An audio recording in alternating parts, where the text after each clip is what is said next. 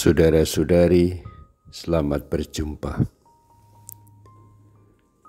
Saya ingin mengajak Anda pada saat ini untuk merenungkan adorasi sebagai saat kita menyembah Kristus, Sang Roti Hidup. Kita menyembah Kristus dalam adorasi ini karena Dia adalah Sang Roti Hidup. Pewahyuan Yesus Kristus sebagai roti hidup dinyatakan dalam Injil Yohanes bab 6. Ketika Tuhan berkata, "Akulah roti hidup. Barang siapa datang kepadaku, ia tidak akan lapar lagi. Dan barang siapa percaya kepadaku, ia tidak akan haus lagi." Ajakan Tuhan untuk datang kepadanya, barang siapa datang kepadaku, ia tidak akan lapar lagi, dikaitkan dengan pewahyuan tadi, akulah roti hidup. Tuhan Yesus adalah roti hidup. Roti jelas makanan utama pada konteks orang-orang Timur Tengah, juga bagi orang Yahudi. Tetapi roti di situ bukan hanya sekedar kaitannya dengan soal makanan.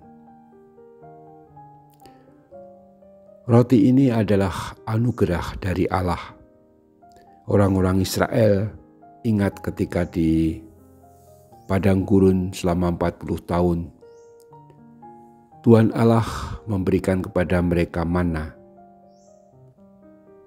Dan Yesus mengatakan, "Akulah roti hidup yang turun dari surga, yang memberikan hidup kepada dunia."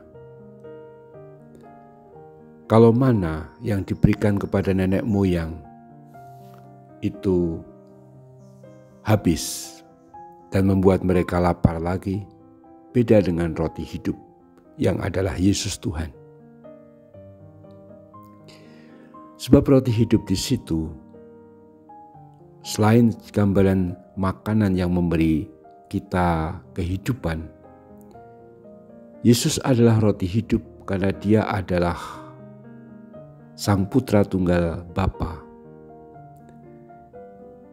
Dengan menerima roti hidup, kita menerima diri Kristus sendiri.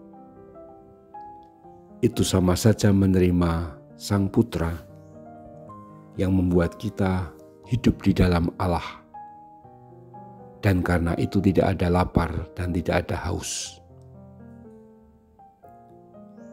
Jadi ini suatu metafora, tapi yang nyata.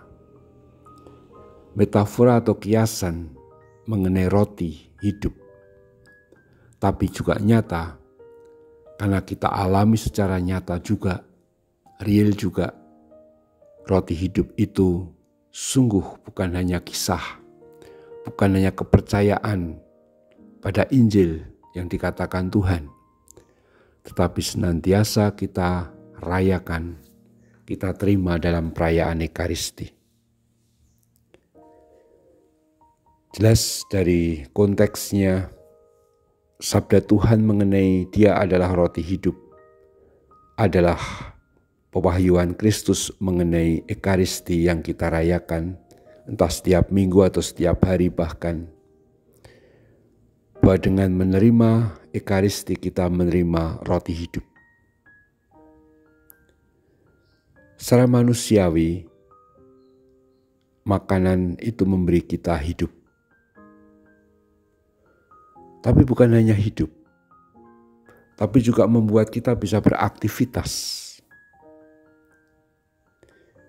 Tentu saja kesehatan kita bergantung apa yang kita makan.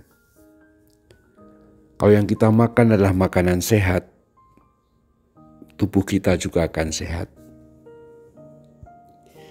Tapi kalau kita memakan makanan yang terlalu, entah itu fast food, instan, atau banyak misin ya, atau banyak pengawetnya, atau makanan-makanan daging olahan dan seterusnya, ya sekali dua kali bisa ditolerir.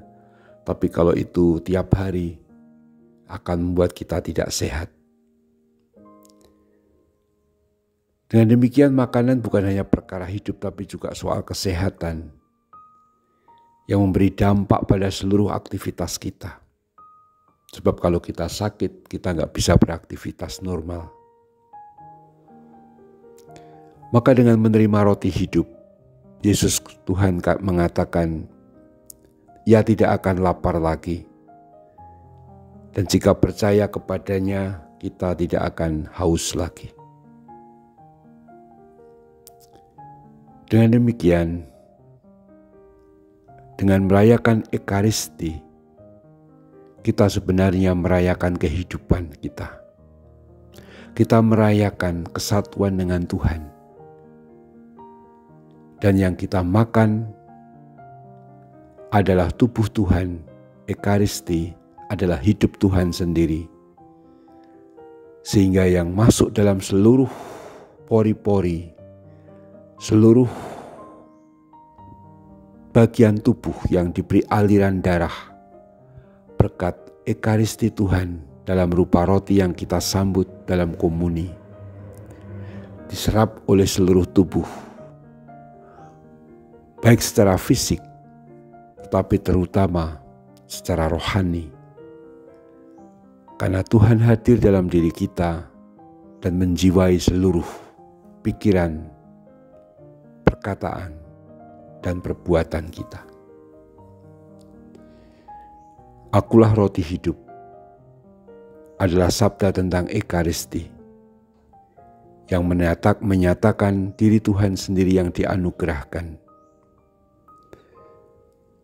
Dan Tuhan menghendaki agar kita rajin merayakan Ekaristi dan juga menghormatinya dalam penyembahan, dalam adorasi seperti sekarang. Karena kita menatap sang kehidupan sendiri yang kita sambut. Itulah Ekaristi Kudus. Dalam kesempatan adorasi Ekaristi, kita perdalam, kita hayati kesatuan kita dengan Tuhan yang telah kita terima dalam komuni kudus melalui Ekaristi Kudus.